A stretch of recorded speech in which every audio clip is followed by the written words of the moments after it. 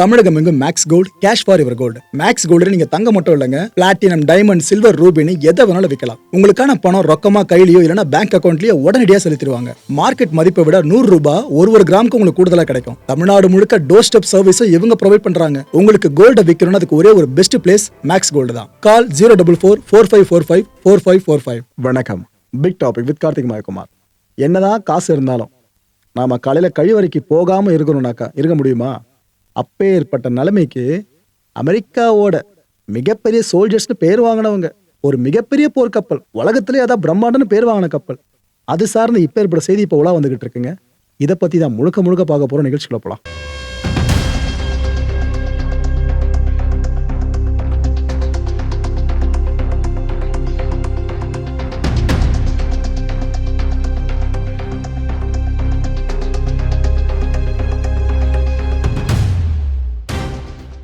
இந்த கப்பல் மேட்டரை பத்தி பார்க்கறதுக்கு முன்னாடி ஒரு சில காட்சிகளை பார்த்துருங்க. அது என்னன்னா, ஈரான்ல இந்த போராட்டம் ஓய்ஞ்சு போனதா நம்ம முதல்ல பார்த்துருந்தோமா, டிசம்பர் ஜனவரி இந்த டைம்ல நடந்த போராட்டங்கள்லாம். இதுக்கப்புறம் அமெரிக்கா ஈரானுக்கு இப்ப எந்த அளவுக்கு ப்ரெஷரை கிரியேட் பண்ணிட்டு இருக்கான்னு பார்த்துக்கிட்டு இருக்கோம். இது இன்னும் நாட்டுக்குள்ள கிரியேட் பண்ற மாதிரி அவங்க வேலையை பார்க்கறாங்களோ என்னவோ தெரியல. ஈரானுக்குள்ள இருக்க யூனிவர்சிட்டிஸ் இருக்கு பாருங்க, அங்க பயங்கர ப்ரொடெஸ்ட். உள்ள இருக்க ஸ்டூடெண்ட்ஸ் தான் வெளியே வந்து போராட ஆரம்பிச்சிருக்காங்க. இந்த ஈரான் கவர்மெண்ட் எங்களுக்கு வேணாம், சுப்ரீம் லீடரே எங்களுக்கு வேணான்ற மாதிரி அங்க இருக்க மக்கள் குரல் கொடுக்குறாங்க. இது அவங்களா தன்னெழுச்சியா போராடுறதா இல்ல யாராவது இதுக்கு ஃபியூல் போட்டு விட்டுட்டு இருக்காங்களா? யாருக்கு தெரியும்னு தெரியலங்க. இந்த ப்ரொடெஸ்ட் இருக்குல்ல, இது ஈரானுக்குள்ள மட்டும் இல்ல, ஈரான் சார்ந்து வெளிநாடுகள்லயோ இதே ப்ரொடெஸ்ட் அரங்கேறிட்டு இருக்கு. உதாரணத்துக்கு கனடால கூட ஈரான் சார்ந்து ப்ரொடெஸ்ட் போயிட்டு இருக்கு. இது இன்னும் உலகம் முழுக்க பத்திக்க ஆரம்பிச்சதுன்னா அமெரிக்கா நடக்கிற விஷயம் ஓரளவுக்கு ஈஸியா நடக்கிறதுக்கு வாய்ப்பு அமைஞ்சிரும்.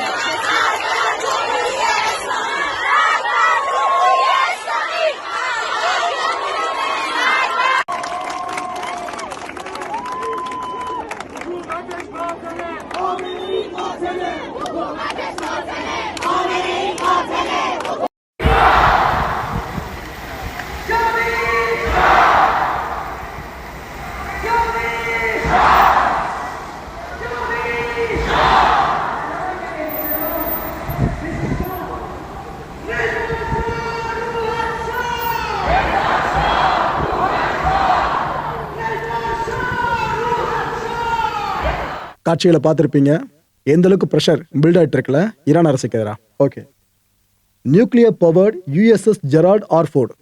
இப்போதைக்கு உலகம் முழுக்க எல்லா நாடுகளும் திரும்பி பார்க்கறது இந்த கப்பலை தான். ஏன்னா இந்த கப்பலை தான் ஈரானுக்கு த்ரெட்டாகவும் இஸ்ரேலை காக்கிறதுக்காகவும் அமெரிக்கா அனுப்பி விட்டுருக்கு. அங்கே போய் டிப்ளாய் பண்ணிட்டோம், அங்கே இஸ்ரேலோட போர்ட்டில் இருக்கட்டும், நம்ம சொல்கிறப்ப வேலையை காட்டோன்னு அமுச்சு விட்டுருக்காங்க.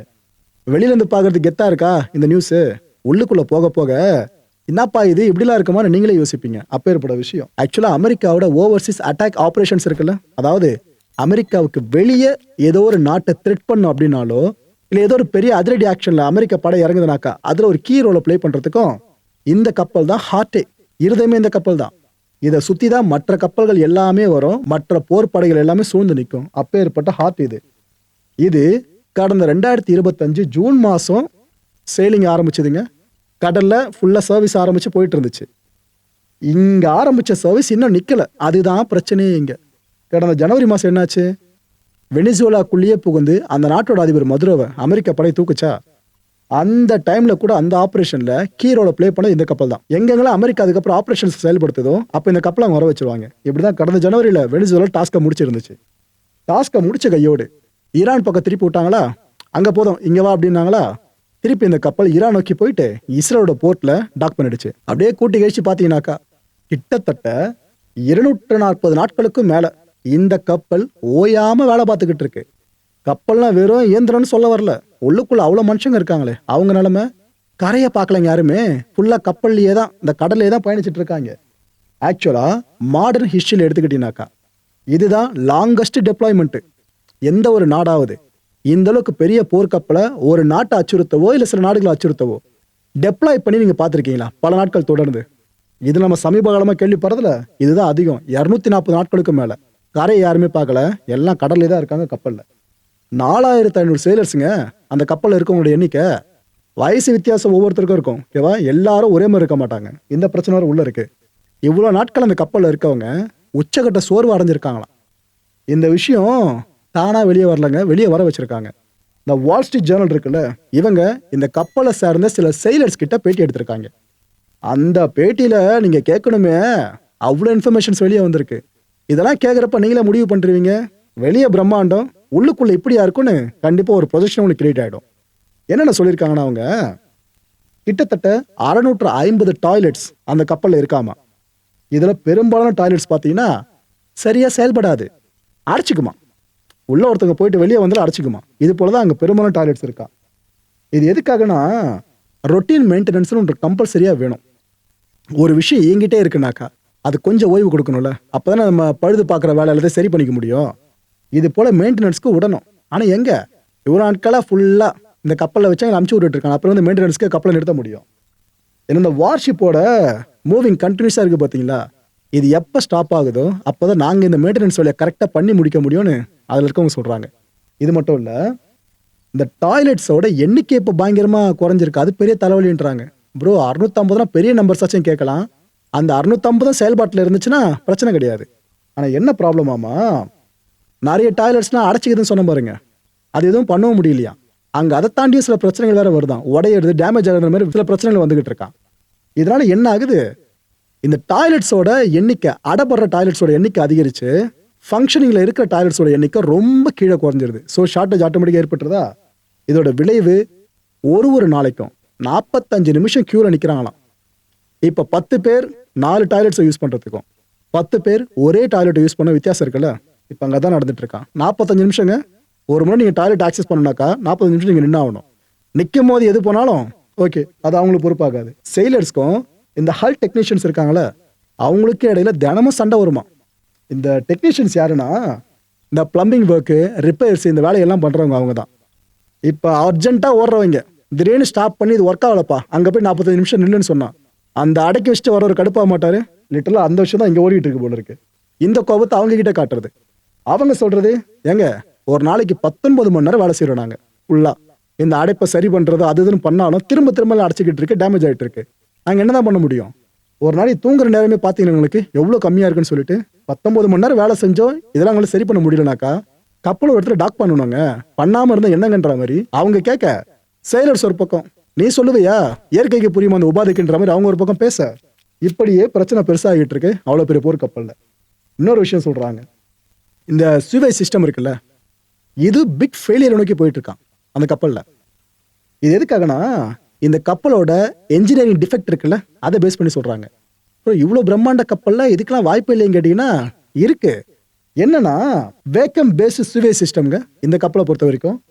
இதனால என்ன பிரச்சனைனாக்கா, ஒரு சிங்கிள் வால்வில் ஒரு ஃபெயிலியரை ஃபேஸ் பண்ணுறது வைங்க, அது அந்த ஒரு பிரச்சனை சிங்கிள் வால்வில் ஏற்படுதுன்னா ஒட்டு மொத்தமாக இருக்க டிபார்ட்மெண்ட்ஸ் இருக்குல்ல அந்த கப்பலில், அங்கே இருக்கிற டாய்லெட்ஸ் இருக்குல்ல அந்த நெட்வொர்க்கு, அது எல்லாமே டிசபிள் ஆகிடும். இப்போ இதோட பிரச்சனை இருக்குது. ஸோ ஒரு பக்கம் உள்ள இருக்க கழிவறை அடைச்சிக்குதுன்னு பிரச்சனை, இன்னொரு பக்கம் அதோட சிவேஜ் சிஸ்டம் சார்ந்து இப்போ ஏற்பட்ட பிரச்சனை. இது ரெண்டுத்தையுமே ஒரே டைமில் ஃபேஸ் பண்ணிட்டு இருக்காங்க அவ்வளோ பெரிய கப்பலில் இருக்கிற அந்த செயலர்ஸ். நிறைய செயலர்ஸ் பார்த்தீங்கன்னா இந்த கப்பலில் இருக்கவங்க ஆண்கள் பெண்கள், அதுலேயும் இந்த ஏர்லி 20s, ஒரு 21 22 அதுமாரி வயசில் இருக்கவங்க நிறைய பேர் இருக்காங்க, ரொம்ப யங்ஸ்டர்ஸ். இவங்க இந்த சிச்சுவேஷனை ஹேண்டில் பண்ண முடியலங்க. எக்ஸ்பீரியன்ஸ்டான பர்சன்ஸ் பார்த்தீங்கன்னா ஓரளவுக்கு இது போல சிச்சுவேஷன்ஸை ஒரு 4 வாட்டி பார்த்துருப்பாங்க, ஹேண்டில் பண்ணிவிடுவாங்க. ஆனால் சின்ன சின்ன பசங்க உள்ளே இருக்கும்போது சர்வீஸில் அவங்களுக்கு இதெல்லாம் ரொம்ப புதுசாக இருக்கும்ல, வியர்டாகவும் தெரியும். ஆட்டோமேட்டிக்காக ட்ராமா கிரியேட் ஆகும். ஏன்னா இங்கே இருக்க ட்ராமா மட்டும் கிடையாது, குடும்பத்தை விட்டு பிரிஞ்சிருக்காங்க. லிட்டரலாக குடும்பன்ற ஒன்று எந்த நிலைமையில வெளியே இருக்குன்றதே இப்போ உங்களுக்கு பெரிய ட்ராமாவாக இருக்கும். நம்ம இருக்குமா இல்லையான்னு குடும்பத்தில் நினச்சிட்டு இருப்பாங்கன்ற நினைக்கும் போது இவங்களுக்கு ட்ராமா கிரியேட் ஆகும். இந்த அளவுக்கு ஃபேமிலியை விட்டு ரொம்ப நாட்கள் அவையில் இருந்தாக்கா இந்த ட்ராமாலாம் கிரியேட் ஆகிறதான் அங்கே ஃபேஸ் பண்ணிட்டு இருக்காங்க. இதில் வேற நிறைய பேர் பார்த்தீங்கன்னா வீட்டில் அம்மாவோட பர்த்டே, அப்பாவோட பர்த்டே, கணவனோட பர்த்டே, மனைவியோட பர்த்டே இதெல்லாம் மிஸ் பண்ணுறாங்க. அவ்வளோயா, இதில் இருக்கிறவங்க பர்த்டேவே இங்கே வச்சு கொண்டாடுற மனநிலையில் இருப்பாங்களா? இது இல்லாமல் வெட்டிங் ஃபங்க்ஷன்ஸு, ஃபியூனரலு, அப்புறம் அவங்களோட குழந்தை பிறந்துச்சு அந்த குழந்தைய பார்க்க கூட போக முடியலன்னு அவ்வளோ கஷ்டப்பட்டு இருக்காங்க. ஆக்சுவலாக இவ்வளோ இஷ்யூஸ் போயிட்டு இருக்குல்ல, இங்கே கேப்டன் என்ன தான் பண்ணுறாரு அப்படின்ற கேள்வி மனசில் வருதுல்ல. சொல்லிடுற அவரை பற்றியும். இந்த யுஎஸ்எஸ் ஃபோர்டோட கேப்டனான டேவிட் ஸ்கரோசி, இவர் சரி ரைட்டு இதெல்லாம் நடக்குது, நானும் பார்த்துட்டு தான் எவ்வளோ கஷ்டப்படுறீங்க அப்படின்ட்டு, ஆனால் என்னப்பா பண்ணுறது அப்படின்னு சொல்லிட்டு எல்லா சோல்ஜர்ஸ்க்கும் ஒரு விஷயத்தை எழுதியிருக்காப்ல. அந்த சர்க்குலர் அனுப்புவாங்க பார்த்தீங்கன்னா, அது போல எழுதியிருக்காப்ல. அதை என்ன மென்ஷன் பண்ணியிருக்காரு, எப்பப்பெல்லாம் நம்ம நாட்டு கடமை நம்மளை அழைக்குதோ அப்பப்பெல்லாம் நம்ம ரெடியா இருக்கணும் அப்படின்னு சொல்லியிருக்காரு. புரியுதா? அதாவது நம்ம உடம்ப நம்ம முதல்ல பார்த்துக்கிட்டு அதுக்கப்புறம் நம்ம பலத்தை வச்சு நம்ம நாட்டை ப்ரொடெக்ட் பண்றது கரெக்டா இருக்கும். ஆனா நமக்குள்ளேயே 1008 பிரச்சனைகளை வச்சுக்கிட்டு நாட்டை ப்ரொடெக்ட் பண்றோன்னு முன்னாடி வந்து நிற்கும் போது அதுவே கிட்டத்தட்ட ட்ராப்ல நம்மளே வாலண்டியரா போய் விடுற மாதிரி இருக்கும். ஆக்சுவலா அந்த மனுஷன் அதை தான் இங்க மறைமுகமா சொல்லியிருக்க மாதிரி இருக்குங்க. பிரச்சனைகளா புரியுதுப்பா, ஆனா என்ன பண்றது, கடமை அடைச்சா நம்ம போய் தான் ஆகணுன்ற மாதிரி அவர் சொல்லிக்கிட்டு இருக்காரு. ஆனா போக முடியல அவங்களால கப்பல்ல, இதுதான் அந்த பிரச்சனை. ஆனா இவருக்கு அது புரிஞ்ச மாதிரி தெரியலங்க. கூடிய சீக்கிரம் பாருங்க ட்ரம்ப் இதையும் பொய் சொல்றாங்க. எங்க சோல்ஜர்ஸ் அவ்வளோ கஷ்டப்படல, அவங்க நிம்மதியாக தான் இருக்காங்கன்னு கண்டிப்பா அவர் ஒரு பொய் சொல்லுவார். வெயிட் பண்ணி பாருங்க. இது ஆக்சுவலா ஃபர்ஸ்ட் டைம் கிடையாதுங்க. சிமிலரா இதே போல ஒரு இன்சிடென்ட் போன வருஷமும் நடந்துருந்துச்சு. போன வருஷம் ஏப்ரல் டு மே இந்த காலகட்டத்தில் ரெட்சியில் நடந்த விஷயம் கண்டிப்பா மறந்துருக்க மாட்டீங்க. இந்த யுஎஸ்எஸ் ஹாரி எஸ் ட்ரூமன் இந்த ஏர்கிராஃப்ட் கேரியர் இருக்குல்ல, இந்த போர்க்கப்பல் இந்த ஹூதிஸ் ரிபல்ஸ் எதிர்த்து சண்டை போடுச்சு. அந்த சண்டையில இந்த போர்க்கப்பல இருந்து கிளம்பின ஜெட்ஸ்ல நிறைய ஜெட்ஸ் அவங்க இழந்துட்டாங்க. ஒரு சில ராணுவ தளவாடங்கள் சார்ந்தும் பேக்லாஷா ஃபேஸ் பண்ணியிருந்தாங்க. என்ன இவ்வளோ பெரிய விஷயம் நடந்திருக்கு, ரிபல்ஸ் நம்மளுக்கு இவ்வளோ பெரிய டேமேஜ் ஏற்படுத்துறாங்கன்னா அவங்களுக்கு ஒரே குழப்பம் இந்த ஃபோர்ஸ்க்கு. அதுக்கப்புறம் இது சம்பந்தமா இன்வெஸ்டிகேஷன் ஆரம்பிச்சாங்க. அந்த இன்வெஸ்டிகேஷன் ரிசல்ட் என்ன தெரியுமா, ஆக்சுவலா எதிரிகளோட பலத்தால நம்ம இந்த அளவுக்கு ஃபேஸ் பண்ணல பிரச்சனைகளை. நம்மளோட சோல்ஜர்ஸ் இருக்காங்களே அவங்கள ஓரளவுக்கு தான் வேலை வாங்கணும்னு இருக்கு. தூங்க கூட விடாம பல நாட்கள் தொடர்ந்து வேலை வாங்கினதுல அவங்க டயர்ட் ஆயிட்டாங்க. அந்த ஓவர் ஒர்க் இருக்குல்ல அப்படின்ற இந்த கேட்டகரியால இட் மீன்ஸ் ரொம்ப நேரம் வேலை செஞ்சு அசந்து போயிட்டு அடுத்து ஒரு கரெக்டான அட்டாக்கை ப்ரிசைஸா பண்ண முடியாம தடுமாறுவாங்களே, அதனாலதான் நம்ம இந்த அளவுக்கு லாஸை ஃபேஸ் பண்ணிருக்கிறதா கண்டுபிடிச்சாங்க. இவ்வளோ பிரச்சனைங்க. ஒரு போர்க்கப்பலை இயக்கணும்னாக்கா சாதாரண விஷயம் இல்லை, அதுக்கு ரெஸ்ட் கொடுக்கறதும் மஸ்ட். ஆனா அமெரிக்கா அங்கங்கன்னு ஒரு நாட்டை த்ரெட் பண்றேன்னு சொல்லிட்டு இதே மாதிரி கப்பலை தொடர்ந்து இயக்கிட்டே இருந்தாங்கன்னா அந்த போர்க்கப்பல் மட்டும்தான் இருக்கும், உள்ள இருக்க மனுஷங்க எல்லாமே போயிடுவாங்க. இந்த யுஎஸ்எஸ் போர்ட் இருக்குல்ல, இதோட வேலை இதை உருவாக்க எவ்வளவு செலவாச்சு தெரியுமா, கிட்டத்தட்ட 1.2 லட்சம் கோடி ரூபாய் இந்திய ரூபாய் மதிப்புல சொல்றதா இருந்தா. மக்களை இந்த கான்டென்ட்டை பொறுத்தவரை நாமெல்லாம் சிந்திக்கிறது ஒரே ஒரு விஷயம் தான், என்னதான் காசு இருந்தாலும் கக்கா போய் தானே ஆகணும், அது இல்லைனாக்கா பிரச்சனை தான்.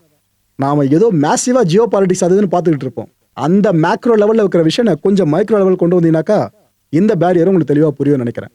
அடுத்த நிகழ்ச்சி சந்திக்கலாம். நன்றி, வணக்கம். தமிழகம் எங்கும் Max Gold, cash for your gold. Max Gold நீங்க தங்க மட்டும் இல்லைங்க, பிளாட்டினம், டைமண்ட், சில்வர், ரூபினி எதை வேணாலும் விற்கலாம். உங்களுக்கான பணம் ரொக்கமா கையிலயோ இல்லைன்னா பேங்க் அக்கௌண்ட்லயோ உடனடியாக செலுத்திடுவாங்க. மார்க்கெட் மதிப்பை விட 100 ரூபாய் ஒரு கிராமுக்கு உங்களுக்கு கூடுதலா கிடைக்கும். தமிழ்நாடு முழுக்க டோர் ஸ்டெப் சர்வீஸை இவங்க ப்ரொவைட் பண்றாங்க. உங்களுக்கு கோல்ட விற்கணும்னு அதுக்கு ஒரே ஒரு பெஸ்ட் பிளேஸ் மேக்ஸ் கோல்டு தான். கால் 04445454545. என் அன்பார்ந்த மாயம் ஸ்டுடியோஸ் நேயர்களே, மாயம் பக்தின்னு ஆன்மீகத்துக்காக பிரத்யேகமா ஒரு சேனலை கொண்டு வந்திருக்கோம். மறக்காம சப்ஸ்கிரைப் பண்ணி அந்த சேனலுக்கு உங்களோட ஆதரவை மனப்பூர்வமா தெரிவிங்க. வணக்கம் மாயம் ஸ்டுடியோஸ் நண்பர்களே. மாயம் ட்ரெண்ட்ஸ் அப்படின்ற ஒரு புதிய ஃபேஸ்புக் பேஜை ஓப்பன் பண்ணியிருக்கோம். நீங்கள் யூடியூப்பில் பார்த்துட்டு இருக்கீங்களா நம்மளோட கான்டென்ட்ஸ்லாம், இதெல்லாம் விட ஒரு படி மேலே ரொம்ப கிறிஸ்பாகவும் ரொம்ப சூப்பராகவும் நிறைய கான்டென்ட்ஸ் உங்களுக்கு இந்த பேஜில் காத்துட்ருக்குங்க. ஸோ உடனடியாக ஃபேஸ்புக் பிளாட்ஃபார்ம் போங்க, மாயம் ட்ரெண்ட்ஸ்னு டைப் பண்ணி சர்ச் பண்ணி நம்ம பேஜை ஃபாலோ பண்ணுங்கள். அப்படியே நம்ம சேனலையும் நீங்கள் சப்ஸ்கிரைப் பண்ணிட்டீங்க அப்படின்னா இன்னும் நிறைய புது கான்டென்ட்ஸை உங்களுக்காக ப்ரொடியூஸ் பண்ணி கொடுத்துக்கிட்டே இருப்பாங்க. நீங்கள் பண்ணுற ஒவ்வொரு சப்ஸ்கிரிப்ஷனும் எங்களுக்கு பெரிய மோட்டிவேஷனாக அமையும்.